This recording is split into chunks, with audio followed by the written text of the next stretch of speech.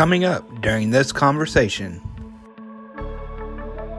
That's mourning a person that never existed. That's mourning somebody who what I would be doing if I was mourning this person that we're talking about is I'm just making up an imaginary version of myself. And that's not even to say that that person would have ever been real. So I think if I do that, then I miss out on who I am. And the beautiful skills, talents, and gifts I've been given because of who I am that involves having a disability.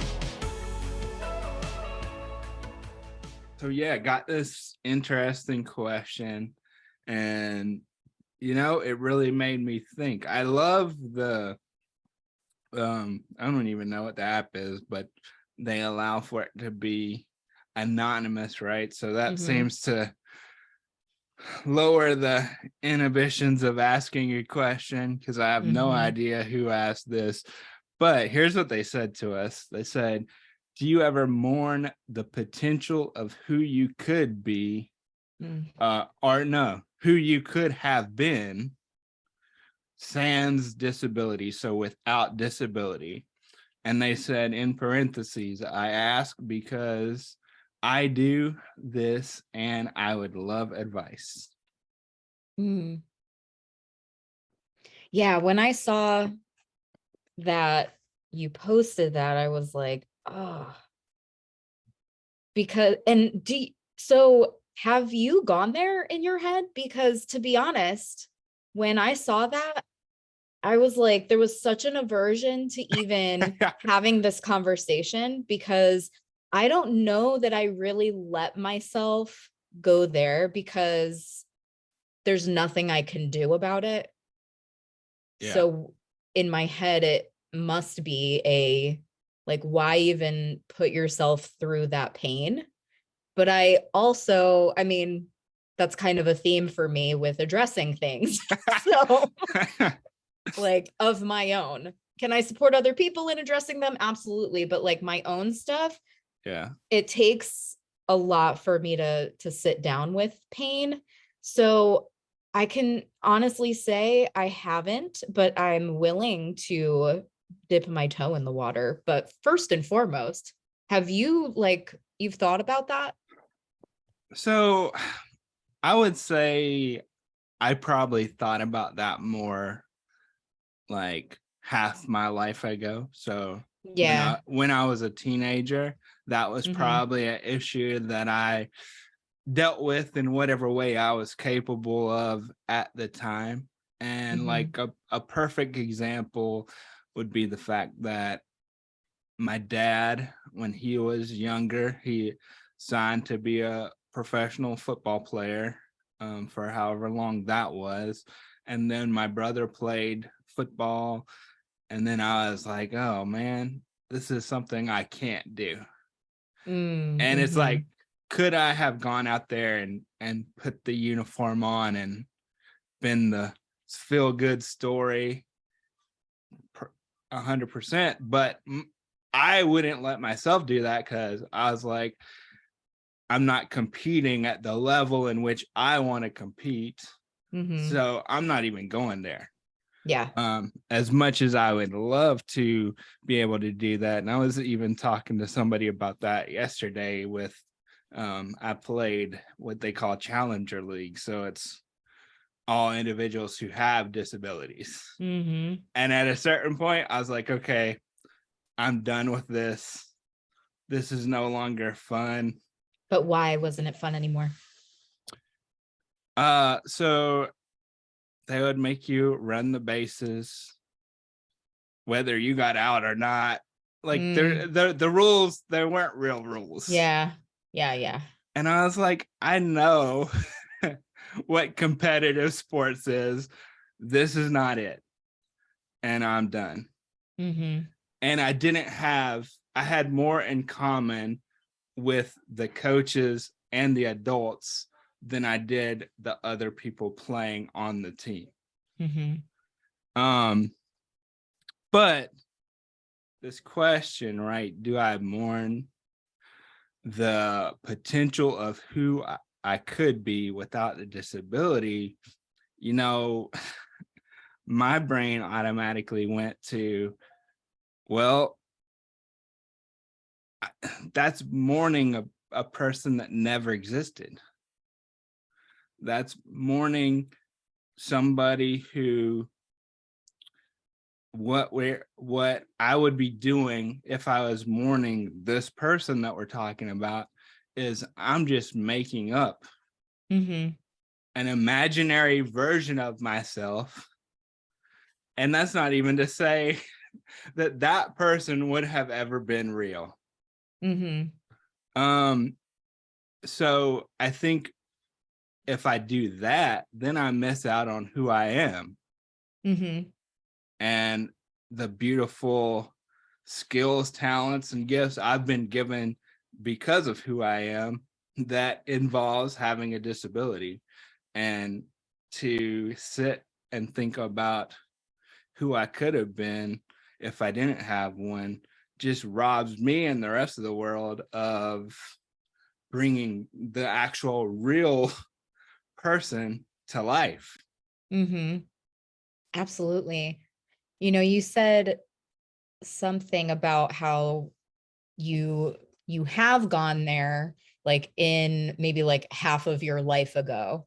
And so then it brought me into that space too. And it was like, okay, so when I was younger and kind of comparing myself to my peers, much like you said, you were comparing yourself to your father, your brother, like comparing myself to my peers, I do remember there being a lot of times when there was like a longing to be able to do what other people were doing. There was that, but I don't know that it felt the same as like mourning a version of myself that never existed, because that is really what the question is kind of about. And I think especially as an adult, if anything, it's been the opposite, where I thought to myself, man, if I didn't have this disability, it would be bad out here.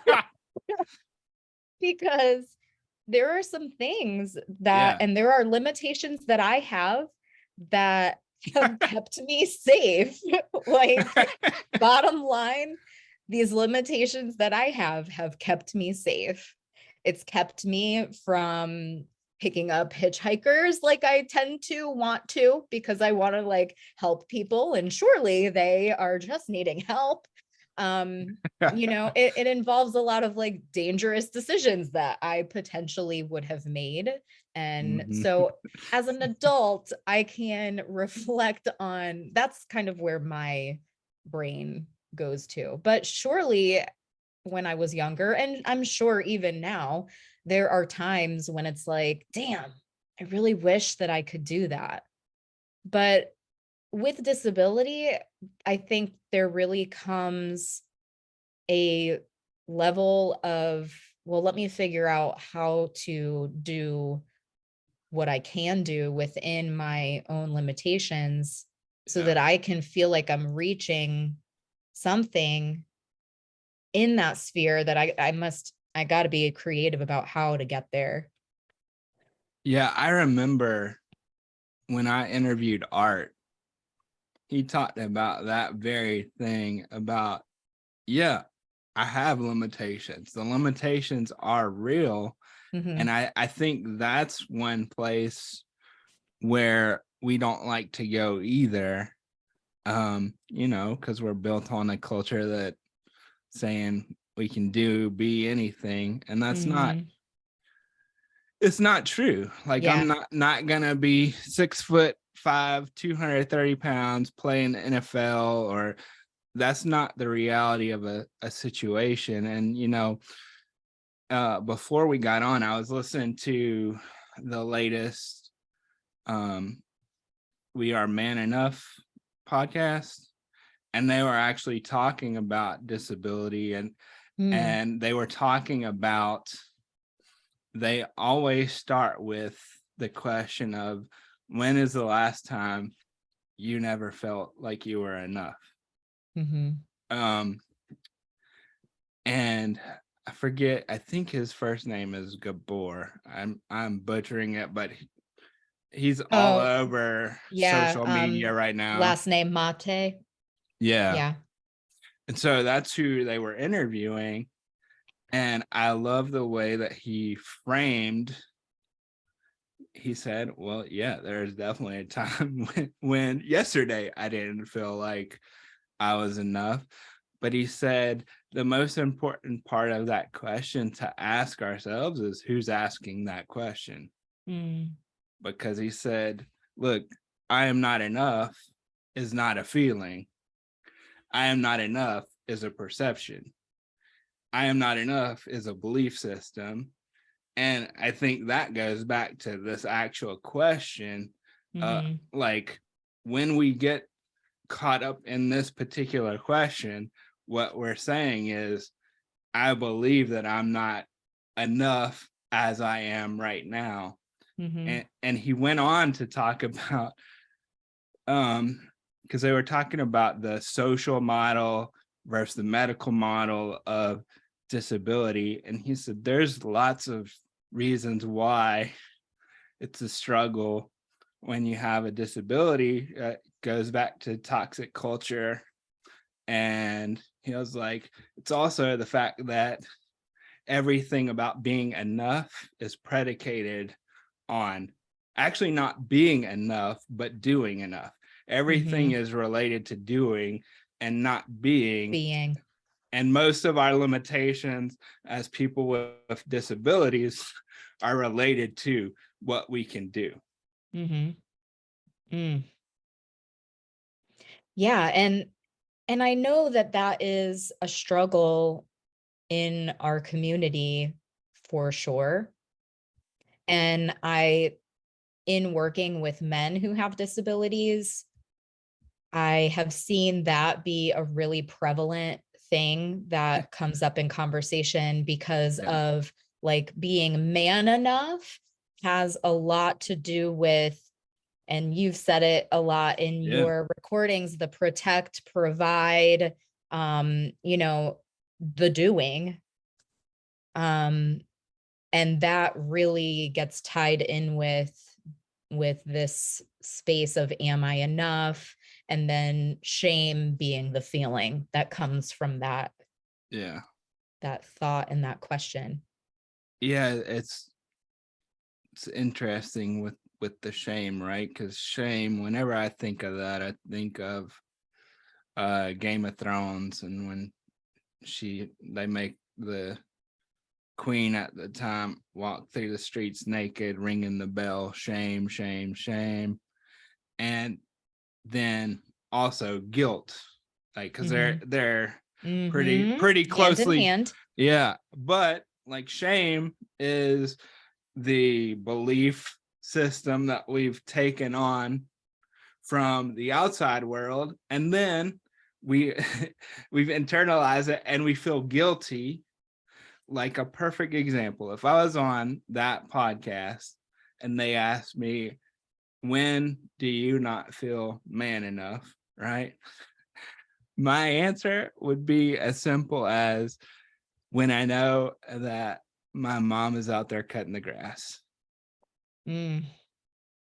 Something as simple as that will make me go to that place. And it's about the belief I have around the doing. And when people hear that, then they make up their own stories, whatever they are around that. I internalize it, and I'm like, that doesn't feel good, because I know I'm capable, but it is a ton harder. Like, every time I cut the grass, I'll get blisters on my hands because of the way that I have to move to do it. Yeah. And And that's a hard decision too, in the land of disability, when there is I can do it,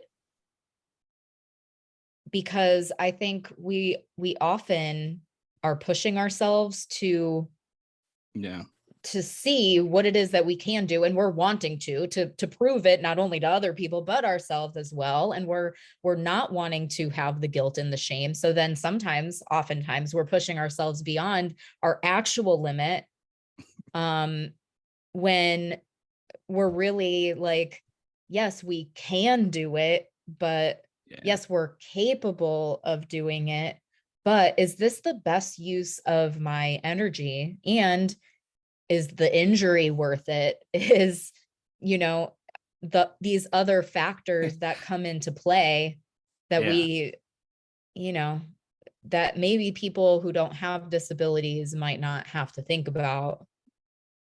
Yeah, 100%. And I mean, that takes a lot of that just takes a lot of acceptance, and that takes time to actually build that acceptance. Like, I've told this story plenty of times before, but my mom would talk about me using the wheelchair, right?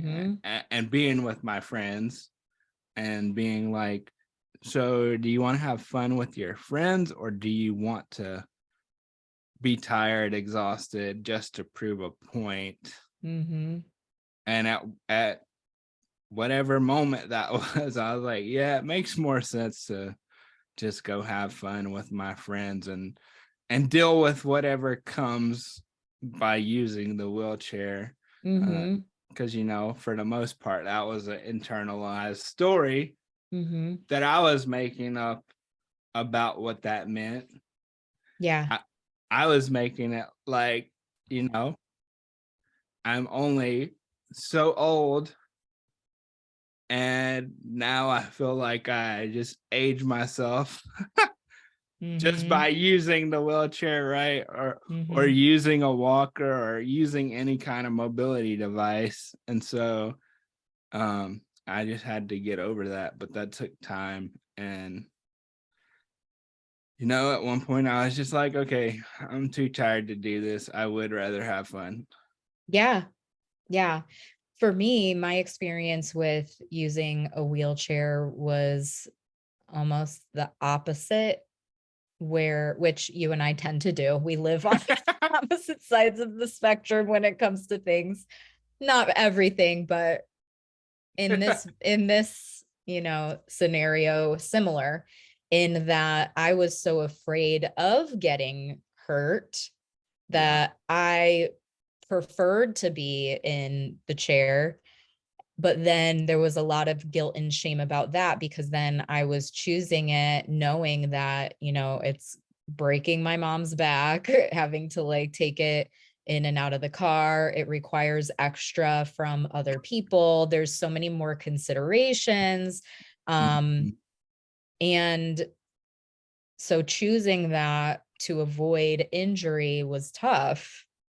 But then I also, when I didn't use it, it was like, I'm exhausted.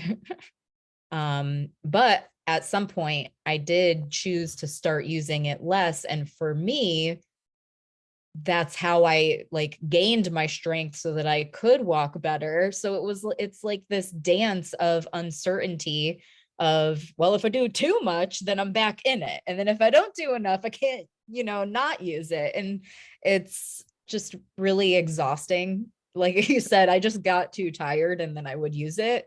I got too tired to really go through that whole thought process. Wild. Because even my grandma, when she was alive, she would come visit us for the winter to get out of the snow, and she would have a rollator with her. And anytime we went anywhere all together, she would be trying to get me to use her rollator. I'm like, Grandma, okay, you might need this a little bit more than me, okay? I could definitely use it, but I think you need it more. But oh man. So I'm curious.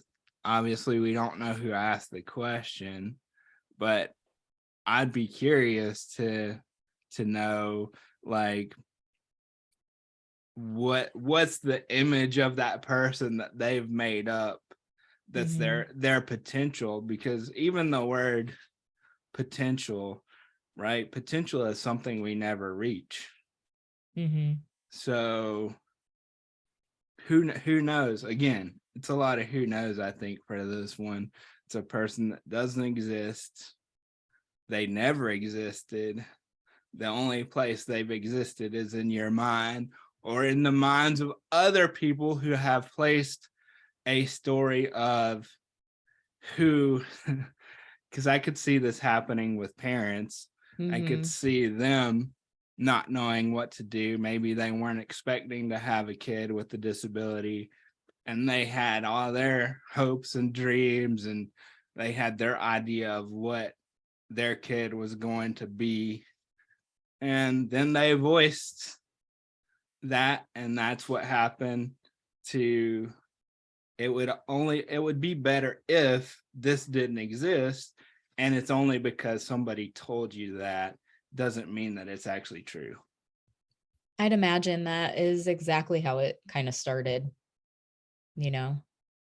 We take on other people's stuff, and even like unconsciously as a child, that could have been heard, and then that desire to pick that up and carry it for the parent is an absolute thing that, I talk a lot about in my sessions with clients and when we're counseling, when around trauma and childhood trauma and chronic illness. That is something that absolutely happens. And I'm interested too in how that happens, because I know, like, this future person, like if it's something that's actively going on now, we're mourning something that can never exist. It continues to not be something that can exist. I mean, I personally have a hard enough time, like, thinking about what can exist and then trying to get to that. you know I mean, that even the things that could exist in this reality of disability that I live in, like reaching my potential in that realm is even difficult. So I wouldn't want to add that extra stress of adding on this idea of like what could have happened that can never happen for real. Yeah. I'm sitting here, so the person asked for advice, and I'm kind of sitting here trying to think of some questions that come to mind that maybe they can ask themselves, to kind of get a better understanding of why they believe that this continues to show up for them. And like, the first question that's coming to mind for me is why. And it's why is this imaginary version of myself dominating my thoughts, and what is it creating in my life when I get stuck in that story? Another question around that is, what do I get out of thinking about that person instead of who I really can be or who I am? Because there's something that's drawing you to that space instead of the others. So just not looking at it with judgment, but more of a curiosity of like, why might I be drawn to that? I know for myself, when I find myself being drawn to thinking about things that really couldn't be possible it's almost like a fantasy of escape in my current reality. So are we using it for an escape? And if so, what is it that we're trying to escape? And how can we maybe establish some more safety in the current moment? Yeah. And that, so as you were talking, that made me think of, if you answer that question for yourself, who's somebody that you trust enough and feel safe enough to talk about what comes up when you answer that for yourself. And if you don't know of anybody right now, that's okay, but that's something I would think about, like, who's somebody that I can communicate with that I don't feel like will judge me for saying what's really happening. That finding that judgment-free zone to just speak out some of these things is, I mean, obviously, I think that it's of the utmost importance because this is what I do. It's what you do. But the reason why it is because we're often just keeping this on inside. And when we're able to verbalize it, it's not so much like the other person that matters. It's our ability to hear in our own voice these words that we're saying. Yeah. That are hitting then in a different way. And sometimes to just hear yourself say it, you can either see it from a different perspective, or if you're talking to a coach or a therapist who really knows how to hold that space and mirror back to you what it is that you're saying.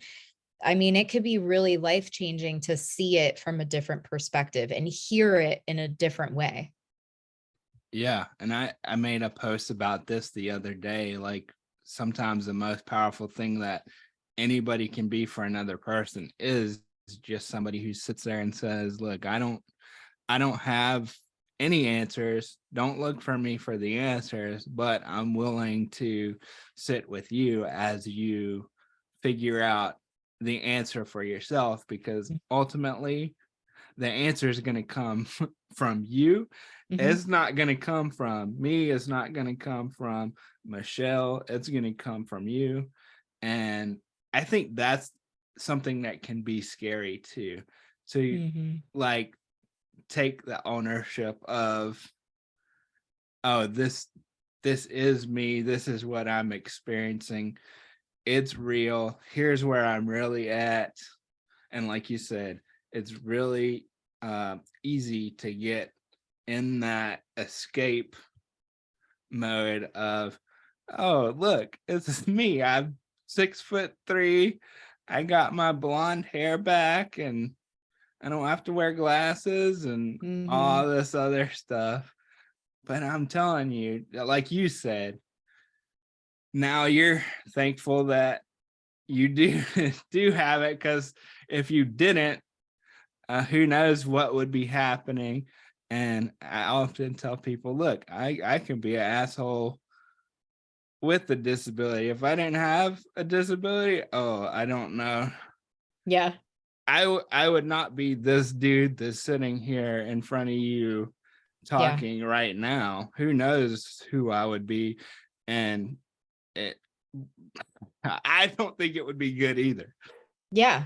I mean, not that I'm on the other end of it, like romanticizing this whole experience either, because there's some fucking bullshit that you go through with a disability. And so I think that sometimes we're so afraid of even accepting it a little bit, because in a way that's like saying that we're okay with the pain, the trauma, the terrible things about it. And that's not what it is at all. No. You know, and it doesn't make any of it okay. But there is like a level of punishing yourself when you are only thinking about what you want to be that's out of your reach. You're punishing yourself. And I know that because I've done that before. Yeah, no, I've done that as well.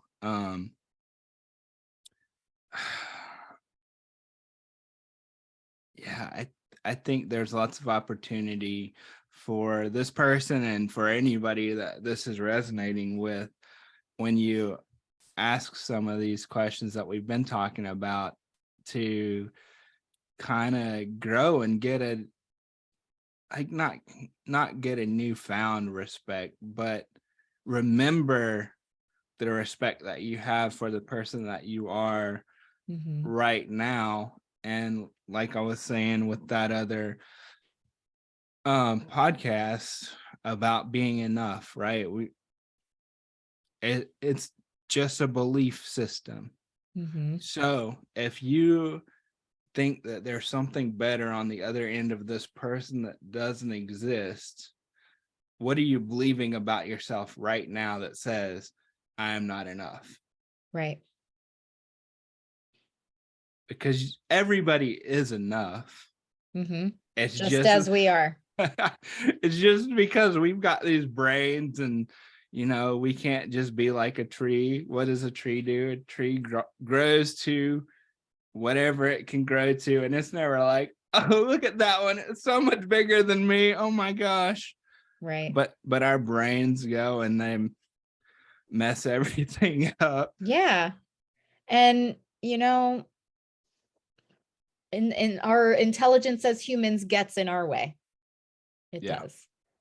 But I think having the conversation out loud, just kind of to go back to that, is such an important piece, because even you and I talking about this, I'm able to catch myself of how I'm watering those seeds of like not enoughness in different ways, in ways that we sometimes don't even really notice, just with our thoughts.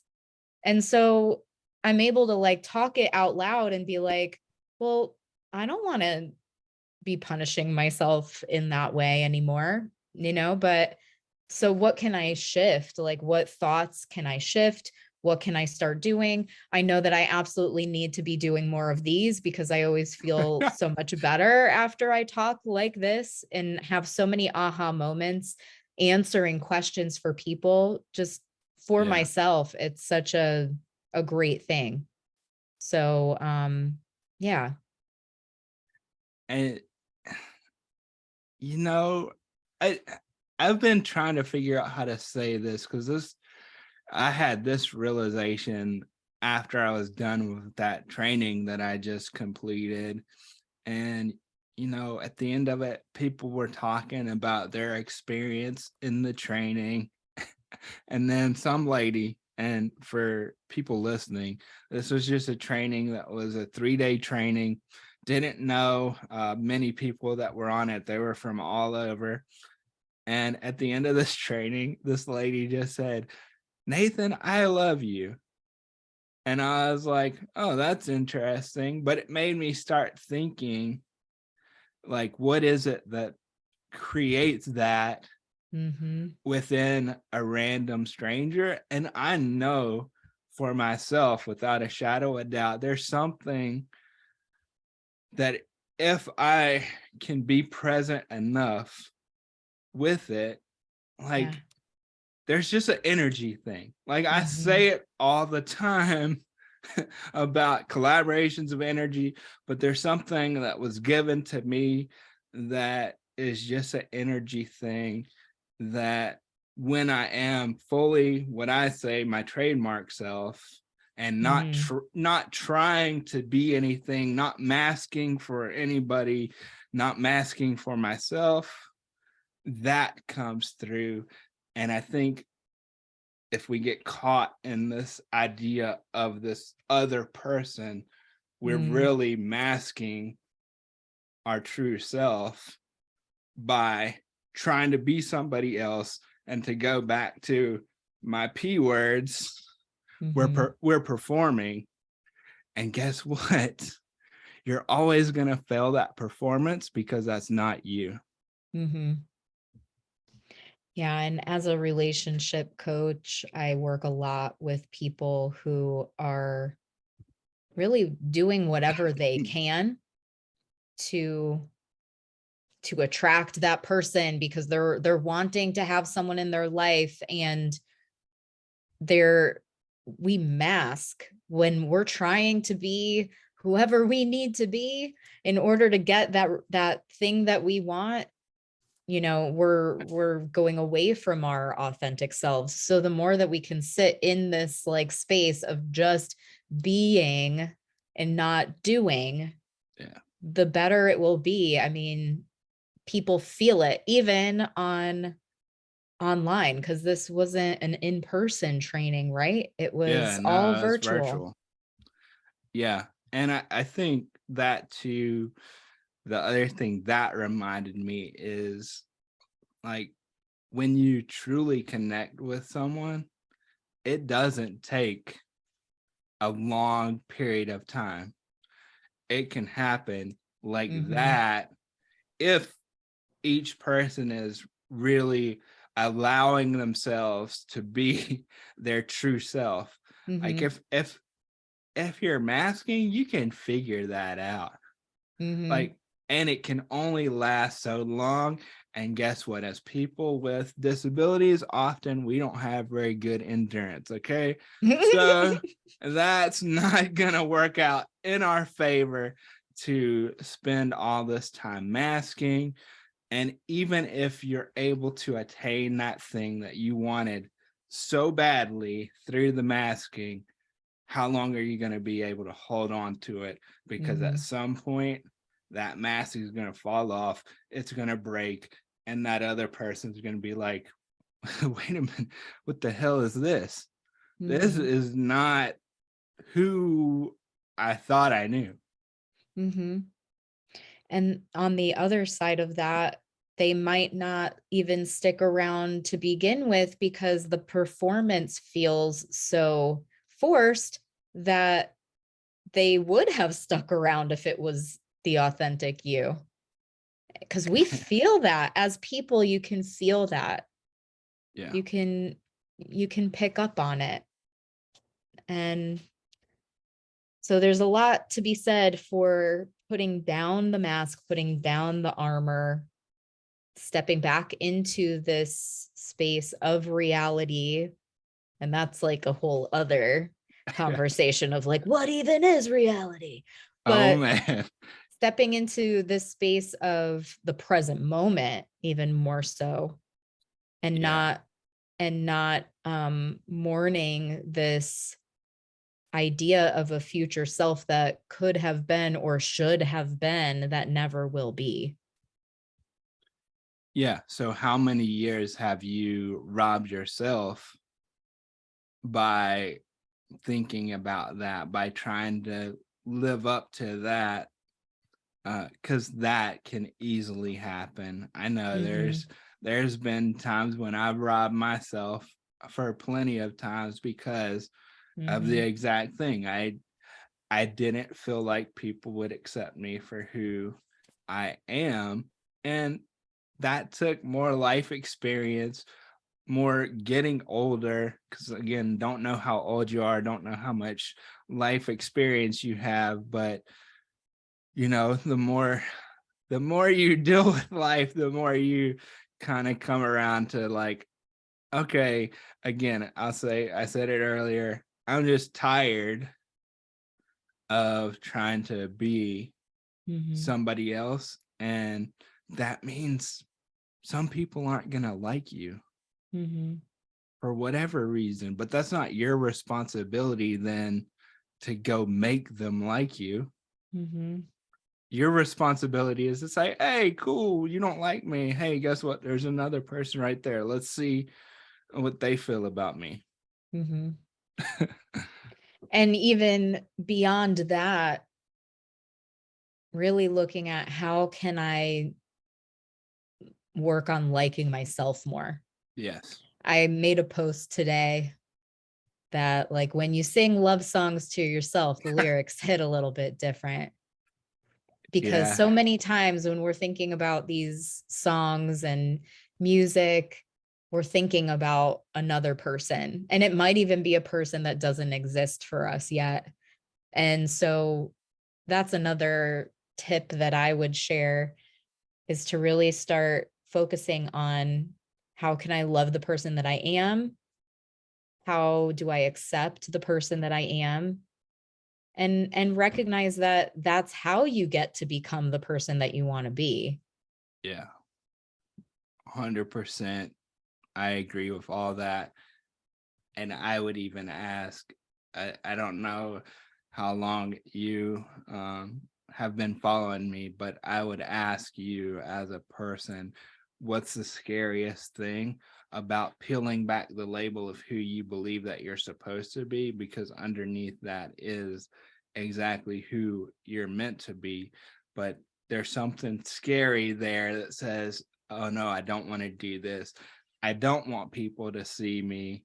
I don't want them to know the real me. So what's the thing that's scaring you from ripping that off?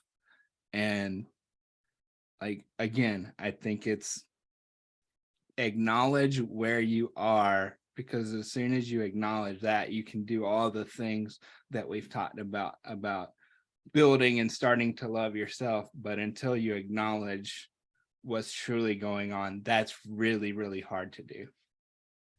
100%. Well, thank you for asking this question. And thank you, Nathan, for prompting the discussion on it, because I think that I personally needed to marinate on that. And I'm sure other people would really benefit from even just reflecting on it themselves. Yeah, so if you're seeing this, make sure, because we'll drop these kind of anonymous question days on social media, and you can reach out to us directly if you don't care if we know who's asking the question. But if you want to ask us a question, we're always here, and we love to have discussions about whatever the topic is related to disability, relationships, and boundaries.